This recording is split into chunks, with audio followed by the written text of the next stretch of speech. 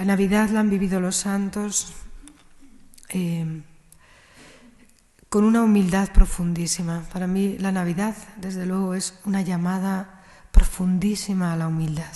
O sea, la verdad de cuánto he sido amada, no de cuánto yo amo, de cuánto yo hago por el Señor, sino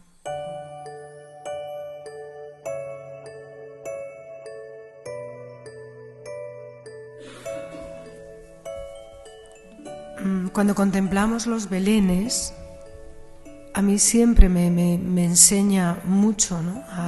a vivir la Navidad, ese misterio, ¿no? que de haberse hecho pobre por amor a mí, que te enamora, ¿no? Me encanta mirar en los belenes siempre la cara de la Virgen, la primera adoradora, y apenas hay gestos externos, es una contemplación constante que brota de un asombro, un asombro ante el misterio, de un guardar todo en el corazón, ¿no? La mirada que más me ayuda a presentarme ante el niño es esa mirada de esposa, de madre, de hija, de niña con el niño, ¿no? De sierva, de reina, que está ahí como estática en él. Lo sigue hasta en los más mínimos movimientos, ¿no?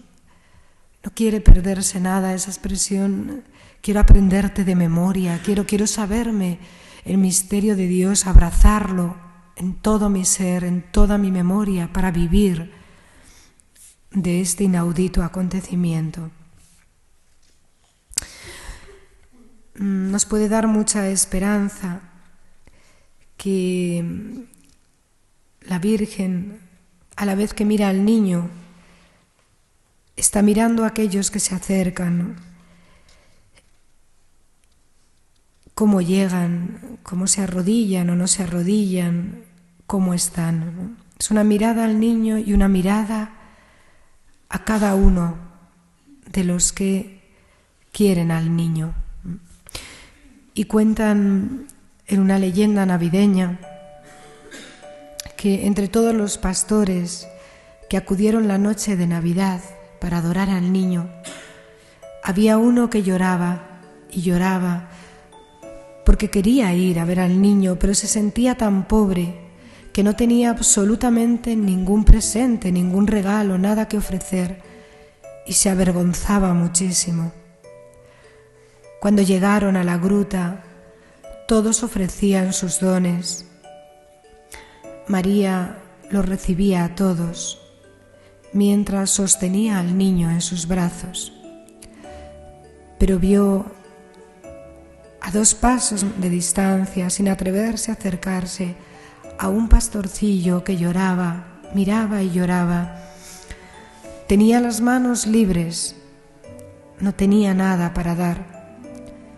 Entonces la Virgen, con una sonrisa, lo atrae hacia el niño y le dice: toma al niño, Jesús, por un momento. Tener las manos vacías fue la gran suerte del pastorcillo.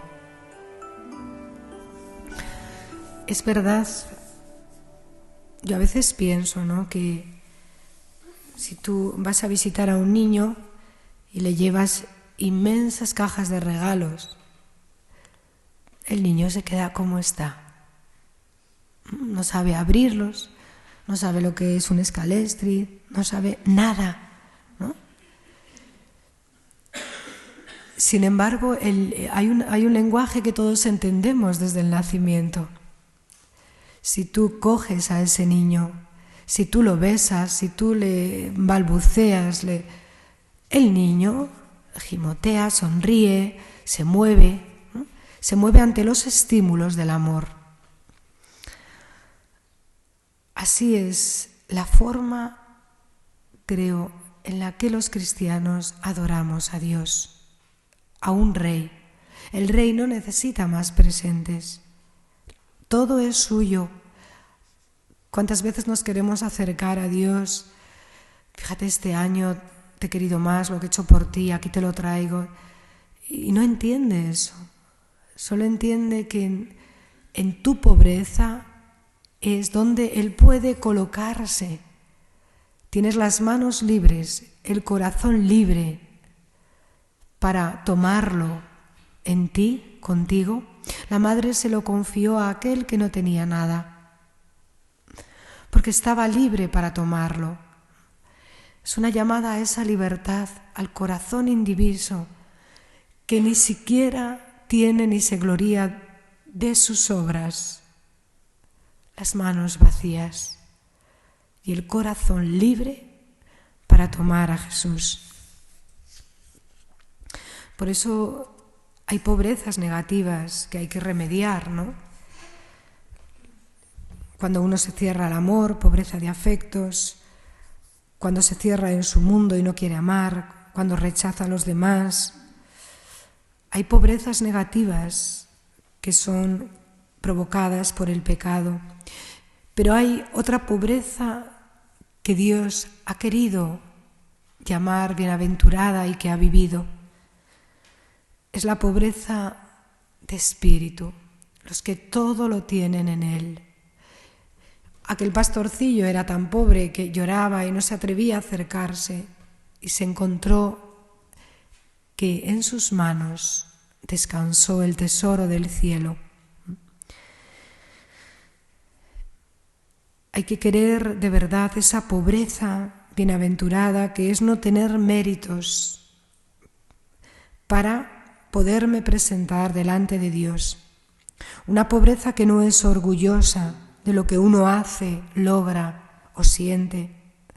Una pobreza que no se siente superior a los demás, sino una pobreza que hace que tengamos una confianza ilimitada en aquel que es nuestro todo, ¿no? Tú eres el bien, todo bien, sumo bien. Me encanta ese texto de San Francisco. Tú eres mi riqueza, saciedad. Tú eres mi riqueza, saciedad. Qué libertad, qué descanso.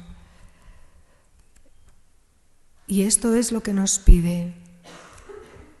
Las manos vacías para abrazarlo. Cuando uno tiene muchas cosas en las manos, no puede abrazar, tiene que dejarlas.